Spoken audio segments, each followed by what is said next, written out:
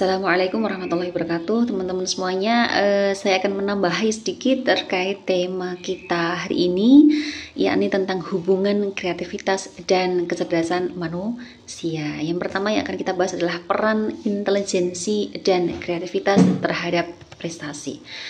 Baik, untuk pengertian kecerdasan sendiri itu banyak sekali ya yang mengemukakan terkait pengertian dari ilmuwan-ilmuwan itu banyak gitu ya. Tapi bisa saya simpulkan bahwa kecerdasan itu adalah merupakan kemampuan atau proses berpikir yang terarah ya. Proses berpikir yang terarah yang tentunya memiliki tujuan untuk memecahkan sebuah masalah. Terus kalau kreativitas itu kemampuan seseorang untuk menghasilkan ide-ide baru. Ya, kemudian solusi yang orisinal dan juga produk yang unik dan bernilai. Nah, itu bedanya di situ ya. Ya, interaksi kecerdasan dan kreativitas terhadap prestasi. Ketika kecerdasan dan kreativitas bekerja sama, maka anak usia dini itu memiliki peluang yang besar untuk berprestasi dalam pembelajaran. Anak yang cerdas dan juga kreatif itu bisa menghubungkan pengetahuan baru dengan cara yang unik dan juga menemukan solusi-solusi yang kreatif terhadap masalah-masalahnya tadi gitu. Ya, saya contohkan. Misalnya dalam belajar angka dan matematika dasar. Nah, dalam kegiatan ini biasanya guru itu kan memperkenalkan angka gitu kan. Memperkenalkan angka 1 sampai 10 misalnya. Dan juga memahamkan anak bagaimana menjumlahkan angka-angka ini gitu kan. Misalnya 2 ditambah 3 berapa? 1 ditambah 2 berapa dan seterusnya. Nah, ketika guru menerangkan seperti itu, maka apa? Anak yang cerdas itu mampu memproses informasi baru tadi itu dengan baik. Dia bisa paham gitu loh ya, anak yang cerdas itu bisa paham informasi-informasi tadi. Nah, setelah dia paham ya kan, setelah itu anak yang kreatif ya, anak-anak yang kreatif itu mampu menghubungkan pengetahuan baru tadi itu dengan cara yang unik. Misalnya menggunakan mainan sebagai alat bantu hitung ya. Misalkan di sekitarnya ada mainan apa gitu, balok merah 2 ditambah balok merah hitam jadinya berapa dan seterusnya gitu. Jadi gitu. Dia bisa menghubungkan pengetahuan barunya tadi itu dengan cara unik dengan menggunakan mainan-mainan tadi di sekitarnya tadi itu. Kemudian dia juga bisa menghubungkan angka dengan kehidupan sehari-hari. Ya. Misalnya di rumah misalnya 2 kursi ditambah meja 1 ada berapa gitu, jadi gitu ya. Itu kemudian TV 1 ditambah apalagi piring 2 misalnya jadinya berapa dan seterusnya ya. Jadi dia bisa menghubungkan angka-angka dengan kehidupan dia sehari-hari gitu loh ya, begitu. Selain itu dia juga bisa menemukan solusi kreatif dalam belajar angka, seperti membuat cerita dengan angka ya. Kemudian menggunakan lagu atau gerakan juga bisa. Lagu misalkan 2 ditambah 1 dan seterusnya ya, gitu.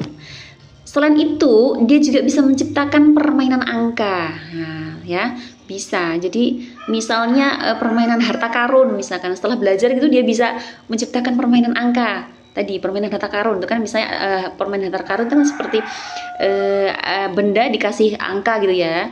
Benda dikasih angka kemudian diumpet ke. Dan nanti temenin disuruh nyari. Misalkan kalau ketemu misalkan benda itu tulisannya 4, maka 4 ditambah lagi ketika nanti nemu lagi berapa ditambah angka lagi itu berapa. Nah, seperti itu ya. Itu. Atau mungkin bisa selain tadi permainan tadi itu dia juga bisa membuat tantangan matematika harian misalkan. Jadi dia punya dia kreatif gitu loh. Dia menghasilkan ide-ide baru, solusi-solusi baru yang orisinal gitu kan. Itulah anak-anak yang kreatif. Itu ya, begitu. Oke, baik, kita akan lanjut pada pembahasan yang kedua adalah konsep multiple intelligency ya. Jadi pengertian multiple intelligency gitu ya. Jadi ada teori multiple intelligence yang dikemukakan oleh Howard Gardner ya. Jadi beliau itu menyatakan bahwa kecerdasan manusia itu tidak tunggal ya, tidak satu. Tapi apa? Dia meneliti bahwa kecerdasan manusia itu terdiri dari berbagai jenis kecerdasan yang tentunya saling melengkapi ya. Ada 8 kecerdasan yang diungkapkan beliau. Pertama, kecerdasan interpersonal. Nah, jadi kecerdasan interpersonal itu maksudnya adalah sanggup bekerja sama dengan orang lain gitu ya. Kemudian ada kecerdasan intrapersonal ya. Kecerdasan intrapersonal itu maksudnya adalah memahami kekuatan dan kelemahan diri. Kemudian ada kecerdasan logis matematis ya, maksudnya bisa melakukan penalaran secara runtut gitu ya. Kemudian kecerdasan verbal linguistik ya, cakap menggunakan perkataan. Kemudian kecerdasan visual atau spasial ya, itu dapat untuk memvisualisasi dengan pikiran. Kemudian kalau musik, kecerdasan musik itu adalah peka terhadap suara. Yang ketujuh, kinestetik ya, atau jasmani, maksudnya adalah mampu mengontrol gerakan tubuh. Yang terakhir adalah naturalis, maksudnya adalah mengerti hubungan informasi dengan lingkungan. Nah, itu adalah 8 kecerdasan yang ditemukan oleh Howard Gardner. Nah, oke itu. Nah, sekarang kreativitas dalam berbagai kecerdasan. Jadi setiap jenis kecerdasan dalam teori Gardner tadi itu ya, itu dapat mempengaruhi cara anak mengekspresikan kreativitas. Ya, misalnya gini, seseorang dengan kecerdasan musikal itu kan berarti peka terhadap suara gitu ya. Maka dia dapat menunjukkan kreativitasnya melalui apa? Melalui musik. Contohnya lagi, misalnya seseorang dengan kecerdasan kinestetik atau mampu mengontrol gerakan tubuhnya gitu kan. Nah, anak yang punya kecerdasan kinestetik itu bisa mengekspresikan kreativitasnya melalui apa? Gerakan dan tari gitu. Nah, itu nggih. Gitu. Kemudian aplikasi multiple intelligence dalam pembelajaran. Penerapan teori dalam pembelajaran ya. Aplikasi teori multiple intelligence dalam pembelajaran memungkinkan pengajaran yang lebih personal dan efektif. Jadi guru itu bisa menyesuaikan metode pengajaran dengan jenis kecerdasan masing-masing anak. Seperti menggunakan alat musik untuk siswa dengan kecerdasan musikal ya. Kemudian bisa menggunakan proyek kelompok untuk anak-anak dengan kecerdasan interpersonal dan lain sebagainya gitu ya. Jadi disesuaikan dengan masing-masing kecerdasan anak. Kemudian meningkatkan kreativitas siswa. Nah, dengan memahami dan menerapkan berbagai jenis kecerdasan, kita, panjenengan calon pendidik, itu bisa menciptakan lingkungan belajar yang mendukung eksplorasi kreatif anak. Ya, mendorong anak untuk berpikir kritis dan juga inovatif dalam menyelesaikan masalah serta mengembangkan keterampilan yang relevan di dunia nyata. Contoh penerapannya begini ya. Misalnya dalam kecerdasan linguistik. Ya. Aktivitasnya apa? Misalnya contoh aktivitasnya adalah mengajak anak untuk membuat cerita pendek tentang pengalaman mereka, seperti kegiatan sehari-hari atau hewan favorit dia gitu misalnya ya. Nah, dengan kegiatan itu ya kan, dengan kegiatan itu anak-anak itu bisa bercerita kembali ceritanya gitu kan, dengan ending yang berbeda-beda tentunya. Nah, dengan kegiatan ini itu kan, dengan kegiatan ini tadi itu manfaatnya apa? Manfaatnya adalah bisa meningkatkan kreativitas dalam menggunakan bahasa. Ya, membantu mereka berpikir secara kritis melalui apa? Pemahaman ceritanya tadi itu. Dan juga memperluas bahasanya atau kosakatanya gitu ya. Itu. Kemudian contoh lagi misalkan dalam kecerdasan naturalis misalnya. Naturalis itu kan apa tadi? Mengerti hubungan informasi dengan lingkungan gitu kan. Nah, contohnya apa? Contoh aktivitasnya misalnya mengajak anak keluar ruangan, ya, belajar di luar ruangan untuk mengeksplorasi alam. Misalnya mengumpulkan daun atau melihat serangga gitu kan. Kemudian anak-anak disuruh apa? Disuruh membedakan tentang perbedaan-perbedaan tadi yang udah dilihat. Kemudian persamaannya apa? Gitu ya. Nah, dengan kegiatan itu, maka apa? Mendorong kreativitas melalui apa? Eksplorasi lingkungan alami. Selain itu juga membantu anak apa? Memahami dan menghargai alam juga, ya. Baik itu.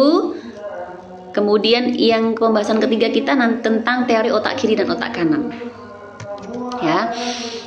Jadi teori otak kiri dan otak kanan. Roger ya, seorang neurofisiologis ya, berkebangsaan Amerika beliau ya. Beliau meneliti dan menemukan bahwa otak manusia itu memiliki dua cara berpikir yang berbeda ya. Jadi ada belahan otak kiri dan otak kanan, dan masing-masing itu memiliki tugas dan fungsi yang berbeda ya.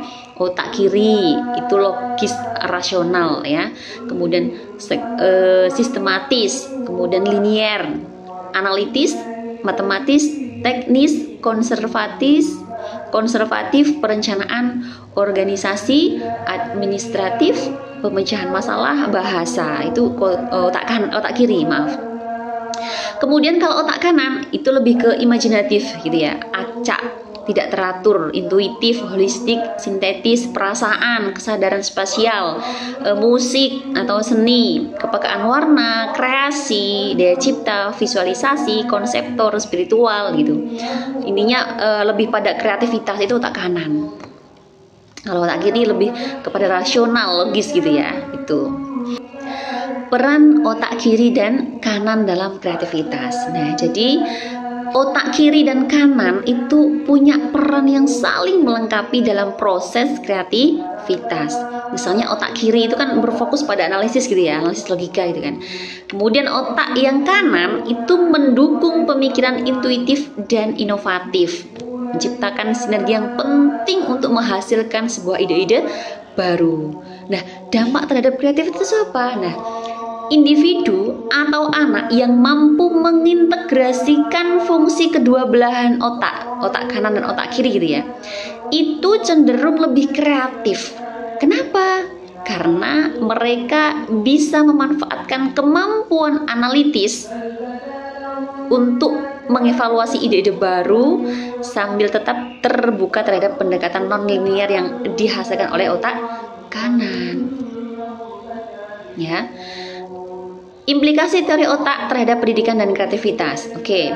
Peran otak dalam pembelajaran. Jadi teori otak kiri dan kanan itu menunjukkan bahwa pendekatan pembelajaran yang seimbang ya, yang mengintegrasikan otak kanan dan otak kiri ya, mengintegrasikan analisis logis atau otak kiri dan juga kreativitas intuitif ya atau otak kanan gitu kan, itu bisa meningkatkan efektivitas pendidikan dan mendorong siswa untuk berpikir kritis dan juga inovatif. Contohnya gini, aktivitas mengajak anak bermain peran yang melibatkan cerita atau analogis gitu ya. Misalnya anak-anak bisa bermain sebagai dokter yang mendiagnosis pasien dengan logika. Jadi sang dokter itu mendiagnosis pasiennya bahwa kamu sakit panas ya, berarti tadi kemudian kamu sakit perut ya misalnya, karena tadi kamu banyak makan permen ya, banyak makan permen gitu. Jadi disesuaikan sesuai dengan pemahaman dia gitu kan, sesuai dengan pemahaman dia, diagnosisnya sesuai dengan pemahaman masing-masing gitu kan. Nah, setelah didiagnosis, kemudian sang dokter mengekspresikan empati dan kreativitas dalam merawat pasiennya tadi itu. Nah, berarti setelah ini makannya yang banyak, sayurnya diperbanyak, minum air putihnya yang banyak, dikasih selimut ya biar nggak kedinginan dan seterusnya, sesuai dengan kreativitas dia gitu kan dalam mendiagnosis, dalam merawat pasiennya tadi itu. Nah, peran otak kiri dan otak kanan dalam aktivitas ini adalah menggabungkan keterampilan analitis, ya, menggabungkan keterampilan analitis dengan dengan tadi mengidentifikasikan masalah tadi itu atau mendiagnosiskan masalah itu tadi kan sesuai kemampuan dia, ya, itu. Kemudian kreativitasnya apa? Dengan mengimprovisasi perawatan. Setelah dia didiagnosis sesuai dengan pemahaman, kemudian dirawat sesuai dengan kreativitas dia. Nah, gitu ya. Jadi manfaatnya apa ini? Manfaat kegiatan ini adalah untuk mendorong perkembangan berpikir kritis dan juga kreatif. Juga memberikan ruang bagi anak itu tadi untuk memecahkan suatu permasalahan secara holistik. Nah, itu ya. Baik, sekarang dampak pada pengembangan kreativitas. Memahami fungsi kedua belahan otak kanan dan otak kiri itu ya, itu dapat membantu pendidik, panjenengan sebagai seorang pendidik itu ya, untuk merancang kurikulum yang lebih holistik, yang tidak hanya fokus pada penguasaan akademik saja gitu ya, tapi juga fokus terhadap pengembangan keterampilan kreatif anak. Melalui apa? Melalui metode pembelajaran yang beragam dan interaktif. Contohnya banyak sekali ya. Misalnya matematika melalui seni, gitu kan? Jadi misalnya membuat kolase dari bentuk-bentuk geometri itu bisa kan? Kemudian menghitung jumlah elemen dalam karya seni yang sudah dibuat anak-anak misalnya, itu juga bisa. Kemudian bisa menggunakan eksplorasi sains dengan permainan eksperimen gitu. Misalnya mencampurkan warna atau mungkin membuat gunung meletus mini gitu ya, dengan apa biasanya? Dengan soda kue gitu ya, dan juga coka gitu kan. Kemudian bisa menggunakan belajar bahasa melalui cerita interaktif juga bisa, dan masih banyak lagi ya yang bisa digunakan dalam metode pembelajaran yang interaktif dan beragam. Baik teman-teman, saya simpulkan ya bahwa penerapan konsep kreativitas dan kecerdasan pada anak usia dini melalui berbagai aktivitas itu bisa membantu mereka dalam mengembangkan potensi maksimal mereka. Jadi dengan memberikan stimulasi yang tepat pada kedua sisi otak, yakni otak kanan dan otak kiri, dan juga mengakui berbagai bentuk kecerdasan mereka, maka anak-anak itu dapat belajar lebih efektif dan kreatif. Jadi ini akan memberikan dasar yang kuat untuk prestasi akademik mereka dan juga personal mereka di masa depan. Gitu teman-teman semuanya. Terima kasih, semoga bermanfaat. Ihdinas siratal mustaqim. Wassalamualaikum warahmatullahi wabarakatuh.